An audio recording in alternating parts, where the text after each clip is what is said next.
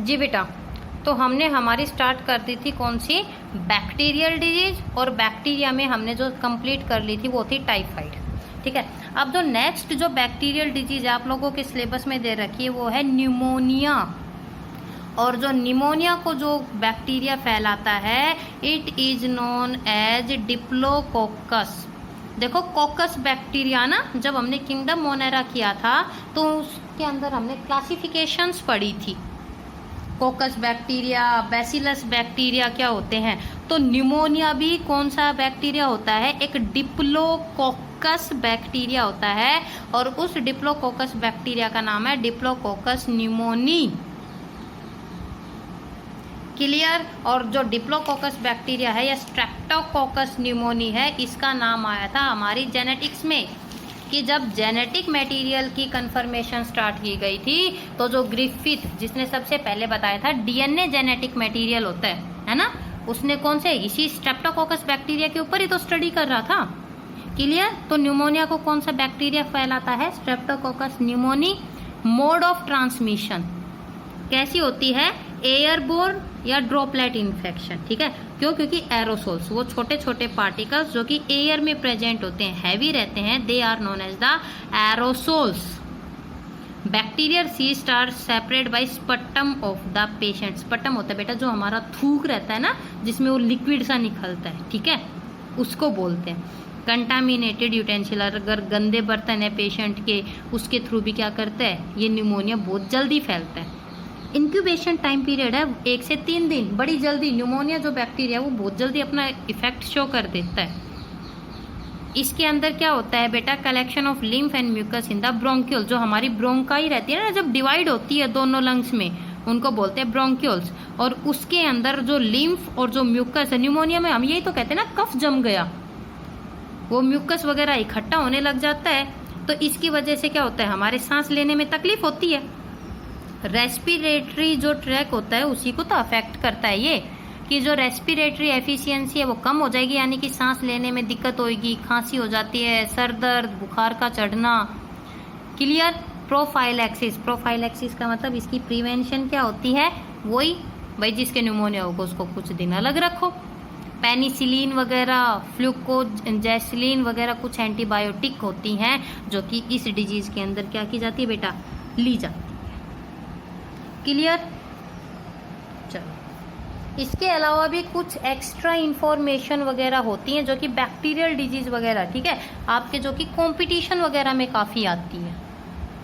कैसे, जैसे कि ट्यूबरक्लोसिस है, एक बड़ी सिंपल सी है, लेकिन अगर इस टीबी की बात करेंगे, TB was discovered by the Robert Koch.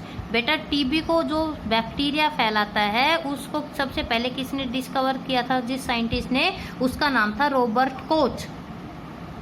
TB को कंफर्म करने के लिए जो टेस्ट रहता है उसका नाम है मैनटॉक्स टेस्ट।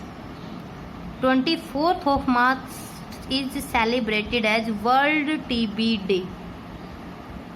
ठीक है, कुछ ऐसे भी ड्रग्स रहते हैं which are resistant for it. क्यों, क्योंकि आज के टाइम पे इसकी कई सारी मेडिसिन वगैरह आ चुकी हैं। नेशनल टीबी कंट्रोल जो प्रोग्राम है उसको स्टार्ट किया गया था 1962 में। ये आपके पर्टिकुलर कंपटीशन में ही ये क्वेश्चन पूछे जाते हैं।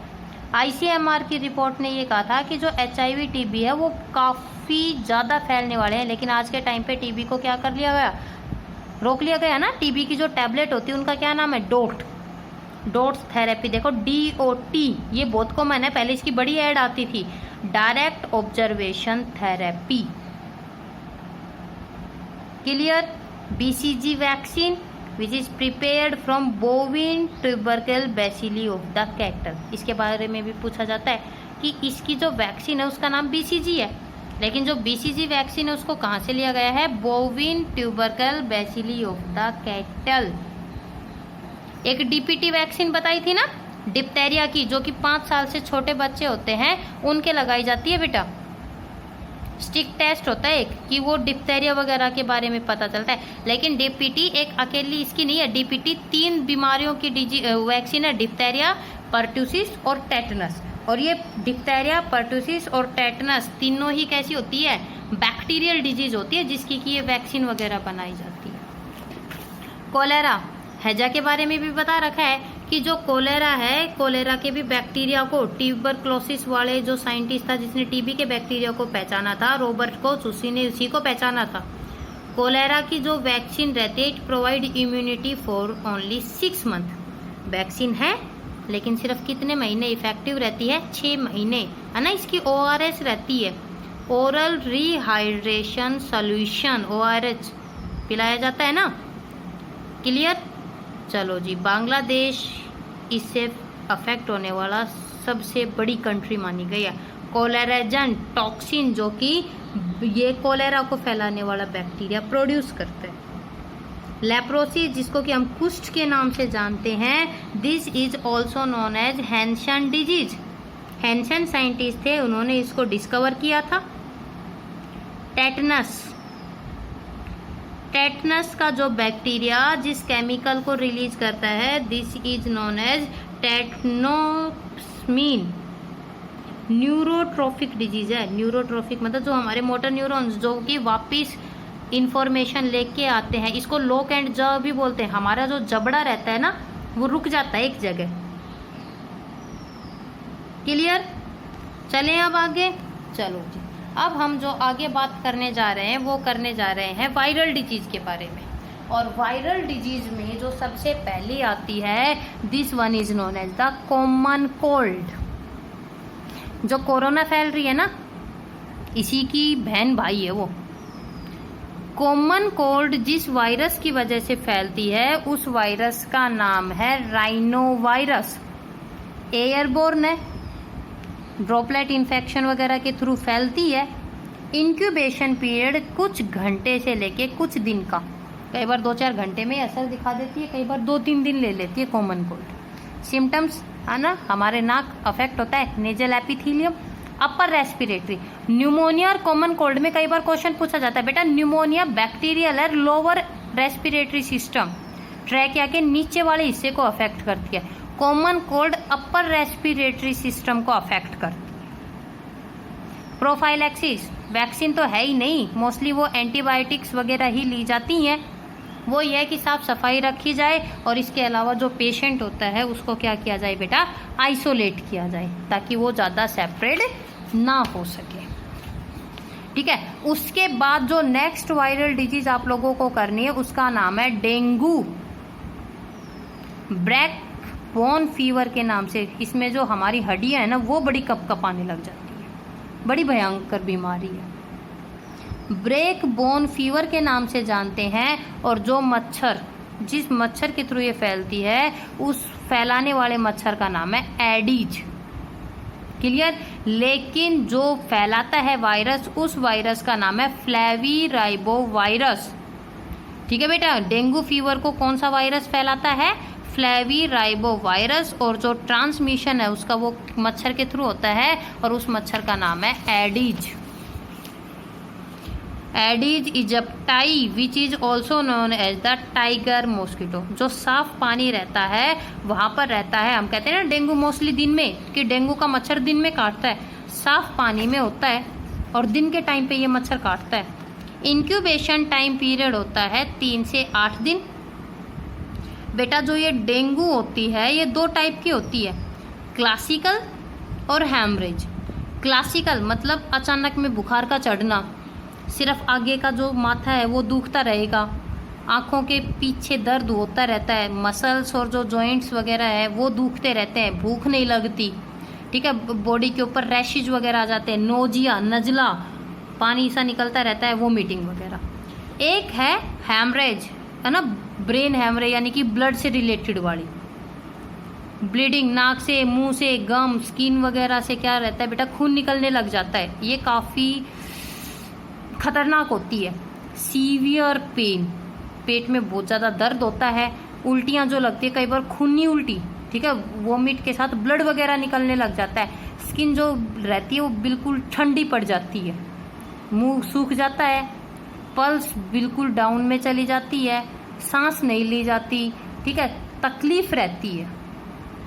डेंगू की कोई भी वैक्सीन अवेलेबल नहीं है। डेंगू का टेस्ट तो अवेलेबल है but there is no vaccine. सिर्फ ये माना गया है कि जो मॉस्किटो, जो एडिज मॉस्किटो इसको फैला रहा है भाई, उसको ख़त्म कर दो तो ही हम इसको क्या कर सकते हैं, बचा सकते हैं। ठीक है, कोई स्पेसिफिक थेरेपी नहीं है। नेक्स्ट जो वायरल डिजीज है उसका नाम है चिकनगुनिया, और इसको फैलाने वाला जो है virus, it is known as chikungunya virus. Same मच्छर के थ्रू फैलती है, दैट मीन्स एडिज इजिप्टाई ही है जो कि इसको फैलाता है। मोड ऑफ ट्रांसमिशन कौन है, एडिज इजिप्टाई। कोई वैक्सीन अवेलेबल नहीं है। बुखार, जॉइंट्स में पेन, ठीक है, कई बार ब्लड वगैरह भी निकल जाता है मुंह से, स्टूल्स वगैरह के थ्रू। हमारे शहर में, हमारे ही कंट्री में कई जगह देखने को मिलती है। इंक्यूबेशन टाइम पीरियड इस डिजीज का रहता है 3 से 6 दिन। वो ही है, कोई वैक्सीन नहीं, मच्छरों को मारो और उसके अंडों को ख़त्म करो। क्लियर। अब हम करेंगे बैक्टीरियल और वायरल डिजीज के बाद में प्रोटोजोवन डिजीज। और इस प्रोटोजोवन डिजीज में जो सबसे पहली करने जा रहे हैं, this one is known as the malaria. याद है मैंने कहा था कि जो मलेरिया है वो 12th क्लास में भी आएगा। काफ़ी इंपॉर्टेंट है क्योंकि इसकी जो लाइफ साइकिल है वो आती है। अब आपकी 12th क्लास में जो इसकी लाइफ साइकिल है वो काफ़ी सिंपल दे रखी है, देखना, डायरेक्ट दे रखी है ना, लेकिन आपको ये सिंपल वाली नहीं करनी। अगर कंपटीशन की तैयारी कर रहे हो बेटा तो अच्छे से इसकी प्रिपरेशन करना, जैसे कि करते। अच्छे से प्रिपरेशन करने का मतलब है जो कि हमने पहले की थी। तो ये करवाऊंगी मैं आपको दूसरी बुक में से। मलेरिया कैसी है, कौन फैलाता है, प्रोटोजोवन। प्रोटोजोवन है ना, किंगडम हमने किया था कि कुछ ऐसे भी एनिमल्स थे जिनमें किसी एक्सेप्शंस थे, और उन एक्सेप्शंस को कहाँ पर रखा गया था, किसके अंदर रखा गया था भाई, अबे नालाई को, प्रोटोजोवा किंगडम में। प्रोटोजोवन हमारे पास जो डिजीज आएगी, अमोइबियसिस, मलेरिया आएगी, ठीक है। और उसके बाद जो डिजीज वगैरह आएंगी वो आएंगी कौन सी, जो कि कीड़ों के थ्रू, वॉर्म्स के थ्रू फैलती है, फिलारियसिस, एस्केरियसिस। तो प्रोटोजोवा के थ्रू जो सबसे पहली डिजीज फैलेगी मलेरिया से पहले, हम करेंगे अमोइबियसिस, अमीबा और अमेबिक डिसेंट्री के नाम से हम जानते हैं। एक एंडोपैरासाइट जो कि हमारी बॉडी के अंदर रहता है, एंट अमीबा हिस्टोलिटिका, ये है इसका डायग्राम। ये +1 में भी जब हमने क्लासिफिकेशन की थी ना कि इसकी टेट्रा न्यूक्लिएट कंडीशन, जब 4 न्यूक्लियस रहते हैं वो कंडीशन रहती है जो कि इसकी इनफेक्टिव होती है, जो कि आपके कंपटीशन में भी पूछी जाती है। एंट अमीबा जो हिस्टोलिटिका है वो इसको सेपरेट करता है, हमारी स्मॉल और लार्ज इंटेस्टाइन में देखने को मिलता है, लीवर, लंग्स, ब्रेन वगैरह को अफेक्ट करता है, ठीक है। कैसे फैलता है, by direct and oral. Tetranucleate cyst की जो इसके सिस्ट बनती है वो कैसी होती है, टेट्रा न्यूक्लियस, दिखाई दे रहा है, 4 न्यूक्लियस रहते हैं इसमें। और जो इसके कैरियर, जो वेक्टर का काम करते हैं वो रहते हैं house flies and the cockroaches. वो क्या करते हैं बेटा, जो पेशेंट का फीकल मैटर, क्यों मक्खियाँ वगैरह हर जगह भिन भिनाती रहती है, वहाँ से उठेंगी, उनके पैर लगे, वहाँ से इस सिस्ट को उठाया और हमारे फूड आइटम्स वगैरह पे लाके डाल देते हैं, जिसकी वजह से हमें फैलती है। कैसे कि जो ये एंट अमीबा रहता है, ठीक है, जो ये एंट अमीबा रहता है एक केमिकल, एक एंजाइम रिलीज करता है which is known as cytolysin. और जो ये साइटोलाइसिन है हमारी म्यूकस लेयर रहती है ना जो इंटेस्टाइन की, उसको अफेक्ट करता है, जिसकी वजह से अल्सर, घाव बन जाते हैं, एक्यूट डायरिया, ब्लड वगैरह, यानी कि जो स्टूल्स रहते हैं पेशेंट के, मोशंस वगैरह जो रहते हैं, ब्लड और म्यूकस निकलने लग जाता है बेटा, ठीक है। डायग्नोसिस वही, जब स्टूल्स वगैरह में ब्लड निकले तो इसकी डिटेक्शन की जा सकती है। सैनिटरी कंडीशन वही, खाने वगैरह का ध्यान रखना, ठीक है, सब्जियों वगैरह को, फ्रूट्स वगैरह को खाने से पहले धोया जाए। एंटीबायोटिक ली जाती है ऐसी कंडीशन में, और उन एंटीबायोटिक का नाम है टेट्रामाइसिन, इरिथ्रोमाइसिन, मेट्रोनायडाजोल, जो कि इस डिजीज में ली जाती है। सिंपल है बेटा, इसके मेन पॉइंट याद करने, और जब कंपैरिजन करके करोगे तो जल्दी हो जाएगा। नेक्स्ट अब हम बात करेंगे मलेरिया की।